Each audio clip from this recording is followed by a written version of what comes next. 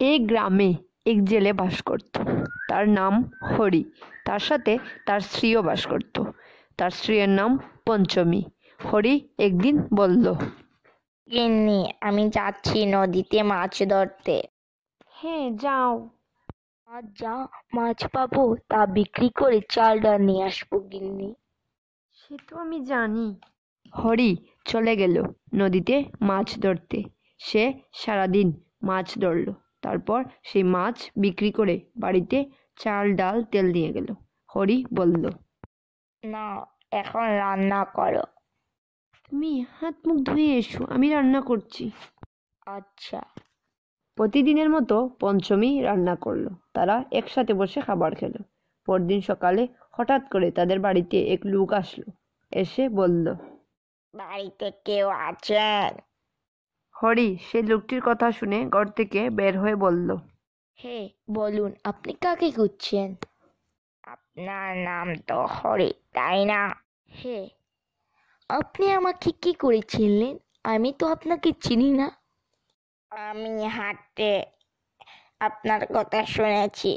আপনি নাকি প্রতিদিন নদীর থেকে অনেক ভালো ভালো মাছ ধরেন, তারপর হাটে তা বিক্রি করেন। হে, তাই তো।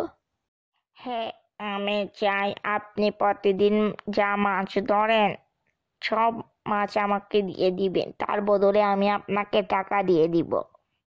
আমি তো হাটেই ভালোভাবে বিক্রি করতে পারি, তাহলে আপনার কাছে বিক্রি করব কেন? আমি আপনাকে আগে কিছু টাকা দিয়ে দিব। আচ্ছা, আমি ভেবে দেখি। আমি তাহলে আসি, আমি আরেকদিন আসবো। হরি তার স্ত্রীকে বলল, হে গিন্নি, এই লোক যা বলে গেল তুমি কি তা শুনেছো? হ্যাঁ, শুনেছি। হে গিন্নি, এই লোক যা বলে গেল তা করা কি ঠিক হবে? আমি তো কিছু বুঝতে পারছি না। গিন্নি, সে লোকটা যদি আমাকে টাকা দিয়ে দেয় আর আমি যদি পরে মাছ ধরতে না পারি, তাহলে কি হবে? হ্যাঁ গো, এ তো ঠিক বলেছ। গিন্নি, আমি নদীতে চলে যাচ্ছি। যাও। এভাবেই চলছিল তাদের সংসার। হরি প্রতিদিনের মতো মাছ ধরে বিক্রি করে সব খরচ নিয়ে আসলো। হরি বলল, আমরা তো এভাবেই খুব ভালো আছি, দিন আনি আর দিন খাই।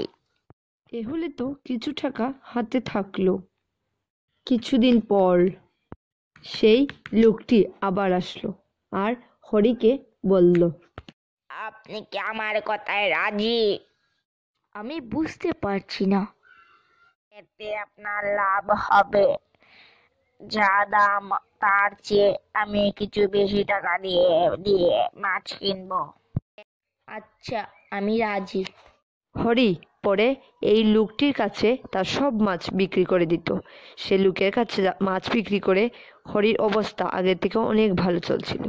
কিছু টাকা জমিয়ে তার বাড়িতে নতুন করে ঘর তুলল। আস্তে আস্তে সে অনেক টাকার মালিক হয়ে গেল। হরি বলল, ভাবছি আর মাছ ধরবো না। মাছ না ধরলে হবে কি করে? অনেক টাকা জমিয়েছি। আগে আমি যা মাছ ধরতাম তা মানুষ যত বলতো তাতেই বিক্রি করে দিতাম, তাই আমার কম লাভ হতো।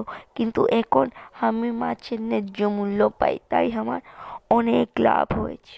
জমানো টাকা বসে বসে খেলে তা একদিন শেষ হয়ে যাবে।